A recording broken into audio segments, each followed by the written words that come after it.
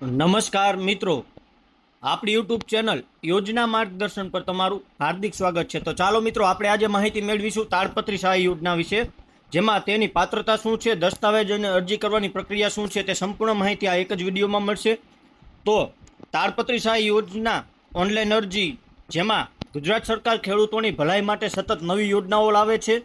આમાંની જ એક યોજના તાડપત્રી સહાય યોજના છે। આ યોજના ખેડૂતોને તેમની ખેતીમાં જરૂરી સાધન તરીકે તાડપત્રી એટલે કે પામ લીવ્સ ખરીદવા માટે નાણાકીય સહાય આપે છે। સાપરી બનાવવા, સામાન ઢોસવા અને પાકને સૂકવવા આ તાડપત્રીનો સમાવેશ થાય છે। આ વિડીયોમાં આપણે આ યોજનાની ઓનલાઈન અરજીની પ્રક્રિયા, લાભ, યોગ્યતા અને જરૂરી દસ્તાવેજો વિશે વાત કરીશું। તો મિત્રો, યોજનાનું નામ છે તાડપત્રી સહાય યોજના 2026। લક્ષ્ય જોઈએ તો ગુજરાત રાજ્યના નાના, સીમાંત અને મોટા ખેડૂતો માટે આ યોજના બહાર પાડેલ છે। મુખ્ય હેતુ જોઈએ તો ખેડૂતોને તાડપત્રી ખરીદવા માટે સબસિડી સહાય પૂરી પાડવી। ત્યારબાદ વાત કરીએ તો સહાયની રકમ એટલે કુલ ખર્ચનો 50% અથવા ₹1250 અને 75% અથવા ₹1875 શ્રેણી અનુસાર મળવાપાત્ર રહેશે। અરજી માધ્યમ જોઈએ તો ફક્ત ઓનલાઈન આઈ ખેડૂત પોર્ટલ પરથી જ આ એપ્લિકેશન તમે કરી શકો છો મિત્રો। તેની અધિકૃત વેબસાઇટ જોઈએ તો iKhedoot.gujarat.gov.in પર જઈને તમે આ યોજનાની માહિતી લઈ શકો છો અને અરજી ફોર્મ ભરી શકો છો। ત્યારબાદ મહત્વપૂર્ણ દસ્તાવેજ વિશે વાત કરીએ તો આધાર કાર્ડ, 7/12, 8A, બેંક પાસબુક અને જાતિનું પ્રમાણપત્ર। તો મિત્રો, તાડપત્રી સહાય યોજના 2026નો મુખ્ય હેતુ અને ફાયદા વિશે વાત કરીએ તો ખેડૂતો, ખાસ કરીને નાના અને શ્રીમાંત ખેડૂતોને તાડપત્રી જેવા મૂળભૂત ખેતી સાધનોની ખરીદીમાં આર્થિક રાહત પૂરી પાડવી એ આ યોજનાનો મુખ્ય હેતુ છે।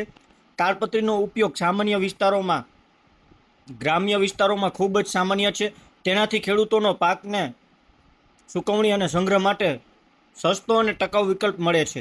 સરકારી સહાયથી તેમનો આ ખર્ચ ઘટે છે અને તેમની આવકમાં વધારો થાય છે મિત્રો।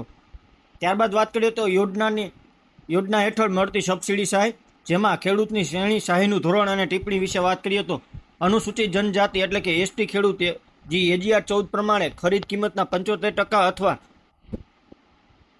₹1875 જે ઓછું હોય તે એક ખાતા દીઠ મહત્તમ 2 તાડપત્રી સુધી મળવાપાત્ર રહેશે લાભ। તેવી રીતે અનુસૂચિત જાતિ એટલે કે SC વર્ગમાં આવતા ખેડૂતો એટલે કે AGR 3 પ્રમાણે ખરીદ કિંમતના 75% અથવા ₹1875 જે ઓછું હોય તે એક ખાતા દીઠ મહત્તમ 2 તાડપત્રી સુધી મળવાપાત્ર રહેશે। અન્ય પછાત વર્ગ એટલે કે OBC ખેડૂત AGR 4માં આવતા ખેડૂતોને ખરીદ કિંમતના 75% અથવા ₹1875 જે ઓછું હોય તે એક ખાતા દીઠ મહત્તમ 2 તાડપત્રી ખરીદવી સહાય મળી શકે છે। તેવી રીતે મિત્રો, સામાન્ય વર્ગના ખેડૂતો AGR જે 2માં આવે છે તેમને ખરીદ કિંમતના 50% અથવા ₹1250 જે ઓછું હોય તે એક ખાતા દીઠ મહત્તમ 2 તાડપત્રી સુધી મળવાપાત્ર છે। ત્યારબાદ તેલેબિયા અને પામ તેલ ખેડૂત એટલે કે NFSM ખરીદી કિંમતના 50% અથવા ₹1250 સહાય મળવાપાત્ર છે। અલગ ખાતા માટે મહત્તમ 2 સુધી છે। તો મિત્રો, યોજના માટેની યોગ્યતા એટલે કે પાત્રતા, તો તાડપત્રી સહાય યોજનાનો લાભ લેવા માટે ખેડૂતમાં નીચેની યોગ્યતાઓ હોવી જરૂરી છે। તો મિત્રો, આ યોજનાનો લાભ લેવા માટે લાભાર્થી ગુજરાત રાજ્યનો ખેડૂત હોવો જોઈએ। તે નાના, શ્રીમાંત અથવા મોટા ખેડૂત હોઈ શકે છે। અરજદાર પાસે જમીનના માલિકીના પ્રમાણપત્રો જેવા કે 7/12 અને 8A હોવા જોઈએ। આદિવાસી વિસ્તારના ખેડૂત પાસે વન અધિકાર પ્રમાણપત્રો હોવું જરૂરી છે। એક ખેડૂત આ યોજનાનો લાભ માત્ર 3 વાર જ લઈ શકે છે।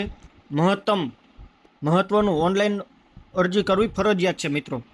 તો અરજી માટે જરૂરી દસ્તાવેજોની યાદી વિશે વાત કરીએ તો આઈ ખેડૂત પોર્ટલ પર અરજી કરતી વખતે નીચેના દસ્તાવેજો સ્કેન કરેલ કોપી એટલે કે PDF અથવા ઇમેજ તૈયાર રાખવાના છે। જેમાં દસ્તાવેજનું નામ જોઈએ તો ખેતીનું આધાર કાર્ડ એટલે ખેડૂત ઓળખપત્ર માટે આધાર કાર્ડ, જમીનના મહેસૂલ રેકોર્ડમાં 7/12 અને 8Aની નકલ, ત્યારબાદ રેશન કાર્ડ, જાતિનું પ્રમાણપત્ર, વિકલાંગતા પ્રમાણપત્ર જો લાગુ પડતું હોય તો મિત્રો, ત્યારબાદ સહમાલિકીનું સંમતિપત્રક એટલે કે જો જમીન સંયુક્ત નામે હોય તો મિત્રો એ જરૂર પડશે।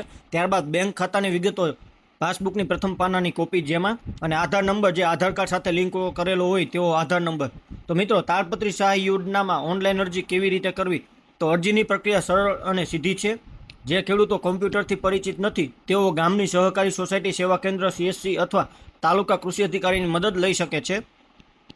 જેમાં પોર્ટલ પર જાઓ, જેમાં સૌપ્રથમ બ્રાઉઝરમાં iKhedoot.gujarat.gov.in ખોલો। ત્યારબાદ હોમ પેજ પર જાઓ, યોજનાઓ ટેબ ક્લિક કરો, પછી ખેતીવાડીની યોજનાઓ પસંદ કરો। યાદીમાંથી તાડપત્રી એટલે કે પામ લીવ સહાય યોજનાની લિંક પર ક્લિક કરો।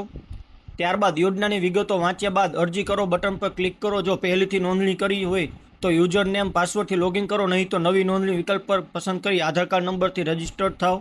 સ્ક્રીન પર આવતું ઓનલાઈન ફોર્મ ધ્યાનથી ભરો. તમારી વ્યક્તિગત માહિતી, જમીનની વિગતો અને બેંક ખાતાની માહિતી દાખલ કરો. ત્યારબાદ માંગવામાં આવેલા બધા દસ્તાવેજોની સ્કેન કરેલ કોપી અપલોડ કરો.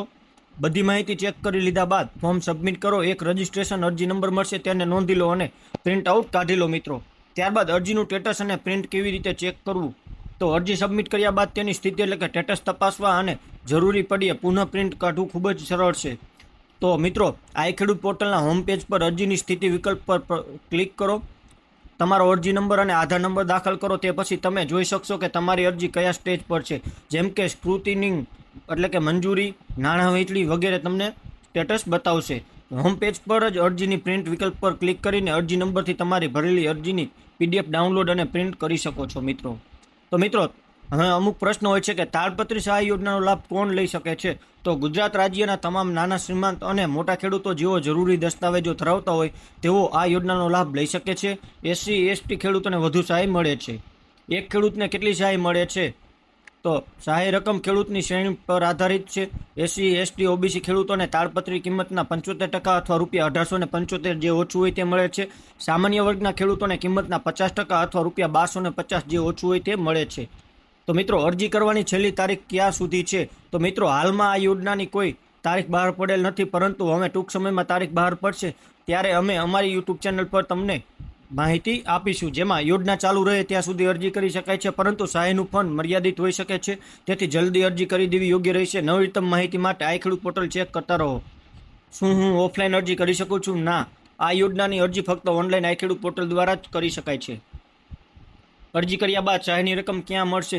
તો અરજી મંજૂર થયા બાદ સહાયની રકમ સીધી ખેડૂતના બેંક ખાતામાં એટલે કે ડીબીટી ડાયરેક્ટ બેનિફિટ ટ્રાન્સફર દ્વારા જમા કરવામાં આવશે, જેની વિગત તમે અરજીમાં ભરી હશે. આ લેખ સંબંધિત માહિતી મિત્રો જે તમને કેવી રીતે અરજી કરવી તેની સ્ટેપ બાય સ્ટેપ વિડીયો અમે અગાઉ મોકલેલ છે અમારા યુટ્યુબ ચેનલ પર. તાડપત્રી સહાય યોજનાના 2026 ગુજરાત સરકારની ખેડૂતોને રોજબેરોજની જરૂરિયાતો સમજીને શરૂ કરેલી એક ઉપયોગી પહેલ છે. ઓનલાઈન અરજીની સરળ પ્રક્રિયા અને સીધું બેંક ખાતો ભરો તેને સૌથી અનુકૂળ યોજનાઓમાંની એક બનાવે છે. જો તમે ખેડૂત છો અને આ યોજનાનો લાભાર્થી છો તો બધા દસ્તાવેજો તૈયાર કરીને આ ખેડૂત પોર્ટલ પર તરત જ તમારી અરજી કરી દો.